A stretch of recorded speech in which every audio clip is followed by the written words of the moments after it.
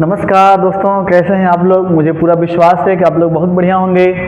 तो आइए, मैं रोहित कुमार मौर्य आप सभी का आपके YouTube चैनल जेनियल क्लासेज में स्वागत करता हूं। तो आइए दोस्तों, आज की वीडियो में हम पाउली का अपवर्जन नियम और हुंड का नियम सीखते हैं, क्योंकि क्वांटम नंबर के बाद ये एक टॉपिक छूट गया था। तो ढेर सारे बच्चों का व्यू आया कि सर इस टॉपिक को भी क्लियर करिए। तो निश्चित है कि आज के बाद आपके मन में पाउली से अपवर्जन नियम और हुंड के नियम से डाउट परमानेंटली समाप्त हो जाएगा। बहुत ही आसान है दोस्तों, अगर आप देखेंगे तो पाउली ने ये कहा था कि किसी भी परमाणु में दो इलेक्ट्रॉनों के लिए चारों क्वांटम संख्याओं का मान एक समान कभी भी संभव नहीं है। यानी कोई भी परमाणु ले लीजिए, उस परमाणु के किन्हीं भी दो इलेक्ट्रॉनों के लिए आप चारों क्वांटम संख्या निकालिए, चारों क्वांटम संख्याओं में से चारों मान कभी भी आपस में समान नहीं हो पाएंगे। बहुत ही आसान है। हुंड का नियम क्या कहा गया, जहां तक संभव होता है किसी उपकोष के ऑर्बिटल में अयुग्मित इलेक्ट्रॉनों की स्पिन समदिश होती है। कहने का मतलब क्या है कि जब आप इलेक्ट्रॉनों को भरते हैं तो जैसे हम p उपकोष में भर रहे हैं, हमारे पास जो भी इलेक्ट्रॉन है तो पहले प्रत्येक ऑर्बिटल में एक एक इलेक्ट्रॉन भरा जाएगा, उसके बाद उनकी दिशा को विपरीत डायरेक्शन में भरा जाएगा। सेम ऐसे ही डी के लिए है, पांचों उपकोष में पहले प्रत्येक उपकोष में एक एक इलेक्ट्रॉन भरा जाएगा, उसके बाद दूसरे ऑर्बिटल में सेकेंड डायरेक्शन में इलेक्ट्रॉनों को भरा जाएगा। तो आइए इनके एग्जाम्पल्स को समझते हैं, ताकि हमारे मन में पाउली का अपवर्जन नियम और हुंड के नियम का एग्जाम्पल से एकदम क्लियरेंस बन जाए कि कभी भी समस्या ना आए। तो बहुत ही आसान तरीके से मैं आपको पाउली का अपवर्जन नियम और हुंड के अपवर्जन नियम को समझाने का प्रयास करूंगा। जैसे मान लीजिए हमारे पास कोई तत्व है और हमने उसका इलेक्ट्रॉनिक विन्यास किया, लास्ट में आ गया 3d5, लास्ट में आ गया 3d5। हमें 3d5 के किन्हीं दो इलेक्ट्रॉनों के लिए चारों क्वांटम संख्या निकालनी है। तो मान लीजिए हमें निकालना है चौथे इलेक्ट्रॉन के लिए और निकालना है पांचवें इलेक्ट्रॉन के लिए। समझते हैं। तो यहाँ जैसा कि दिया है, अगर n देखें तो n की वैल्यू 3 है, n की वैल्यू 3 यहाँ भी है, n की वैल्यू 3 यहाँ भी है। उसके बाद अगर हम जब l पे आते हैं तो हम लिखते हैं 0 से n-1 तक। तो 0 1 2 यहाँ भी आएगा, तो 0 1 2। हम यहाँ कॉलम बनाते हैं sp_d का, यहाँ भी बनाते हैं sp_d का। यहाँ d ऑर्बिटल है तो d ऑर्बिटल के अकॉर्डिंग ये 2 हो जाता है, d ऑर्बिटल के अकॉर्डिंग 2 हो जाता है। इसका मतलब क्या है कि दोनों के लिए l की वैल्यू 2 निकल गई। अब हम m का मान निकालते हैं, या तो -l से +l या +l से -l। तो मान लीजिए हमने +2 +1 0 -1 -2 लिखा यहाँ के केस में, और यहाँ के केस में भी सेम वही चीज़ है, +2 +1 0 -1 -2 हमने इसको बनाया। पहला इलेक्ट्रॉन, दूसरा, तीसरा, चौथा, पांचवा हो गया। पहला, दूसरा, तीसरा, चौथा और पांचवा हो गया। पहले इलेक्ट्रॉन के लिए, दूसरे के लिए, तीसरे के लिए, चौथे के लिए, पांचवें के लिए। पांचवें के लिए जैसे निकाला तो m की वैल्यू आ गई -2।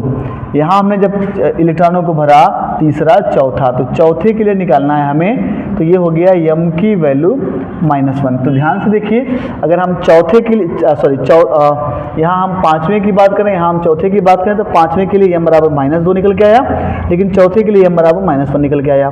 यस की वैल्यू दोनों के लिए +1/2 है, यस की वैल्यू दोनों के लिए +1/2। इसको हम यहाँ भी लिख सकते हैं, यस की वैल्यू दोनों के लिए +1/2 है। इसका क्या मतलब हुआ, n तो इक्वल है, l तो इक्वल है, यस तो इक्वल है, लेकिन m की वैल्यू क्या हो गई, डिफरेंट हो गई। तो इसका मतलब क्या है, पाउली ने यही कहा था कि किसी भी परमाणु में किन्हीं भी दो इलेक्ट्रॉनों के लिए आप चारों क्वांटम संख्याओं का मान निकालेंगे तो वो कभी भी संभव नहीं है कि सभी समान आ जाए था। जैसा कि हमने दिखाया, n बराबर 3 आया, l बराबर 2 आया, s बराबर +1/2 आया, लेकिन m की वैल्यू बदल गई। ऐसे कभी जब भी आप निकालते हैं तो कुछ न कुछ वैल्यू आपस में चेंज हो जाती है, चाहे n की वैल्यू चेंज होती है, चाहे l की वैल्यू चेंज होती है, चाहे m की वैल्यू, चाहे s की वैल्यू। तो इस बेसिस से आप किसी भी परमाणु के लिए, किसी भी इलेक्ट्रॉनों के लिए, किन्हीं भी दो इलेक्ट्रॉन को ले लीजिए, चारों क्वांटम संख्याओं का मान हो जाएगा। अब हम आते हैं हुंड के नियम के आधार पे। हुंड के नियम को समझते हैं हम।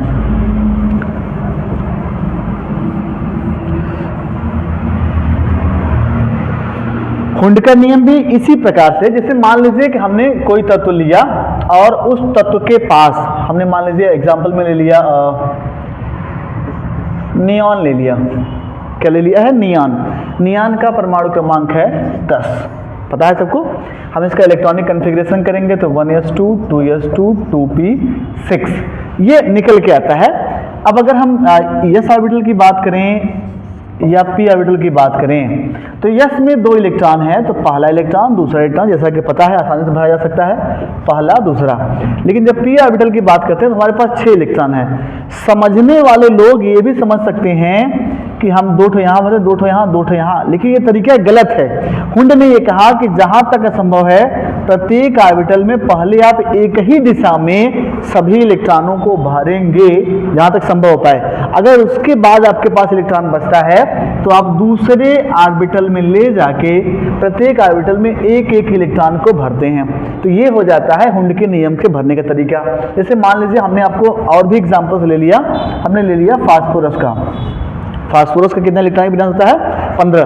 तो अब ये क्या है 1s2 2s2 2p6 3s2 3p3, ये तो फिक्स है, इतना तो फिक्स हो गया, हमने बताया आपको पहले ही, अभी इसके पहले वाले में बताया। इसके केस में देखेंगे तो यहाँ 2 इलेक्ट्रॉन, इस केस में देखेंगे अब बहुत से लोग सोच सकते हैं कि 3 इलेक्ट्रॉन बनाए, 2 तो यहाँ भर दें, 1 यहाँ। ये हुंड के नियम से गलत है। हुंड ने ये कहा कि पहला इलेक्ट्रॉन यहाँ, दूसरा इलेक्ट्रॉन यहाँ, तीसरा इलेक्ट्रॉन यहाँ, यानी प्रत्येक ऑर्बिटल में जहां तक संभव हो पहले एक एक इलेक्ट्रॉनों को भरिए।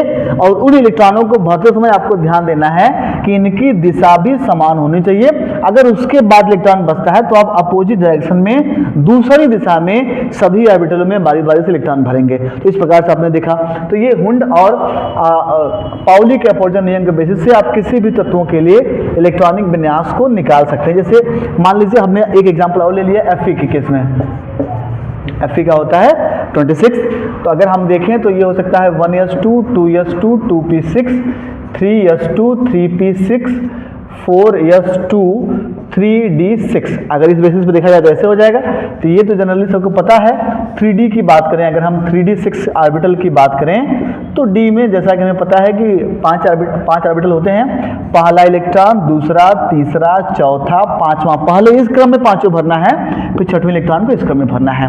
तो निश्चित है दोस्तों कि अब मेरे बताने के माध्यम से मुझे पूरा विश्वास है कि अब आपके मन में से पाउली के अपवर्जन नियम और हुंड के अपवर्जन नियम का जो पुष्टि है बहुत ही बेहतरीन तरीके से हो गया होगा, परमानेंटली डाउट क्लियर हो गया होगा। अगर आपको वीडियो समझ में आया है, वीडियो अच्छा लगे तो लगातार सब्सक्राइब की संख्या बढ़ाएं, बेल आइकन दबाएं और लाइक को करें और अपने दोस्तों को भी बताएं हमारे YouTube चैनल के माध्यम से, जिसके माध्यम से कि आपकी छोटी से छोटी समस्या, बड़ी से बड़ी समस्याओं को हम बड़ी आसान तरीके से समझा सकें। लगातार अपना आशीर्वाद बना के रखें। नमस्कार, आपका दिन मंगलमय हो। धन्यवाद।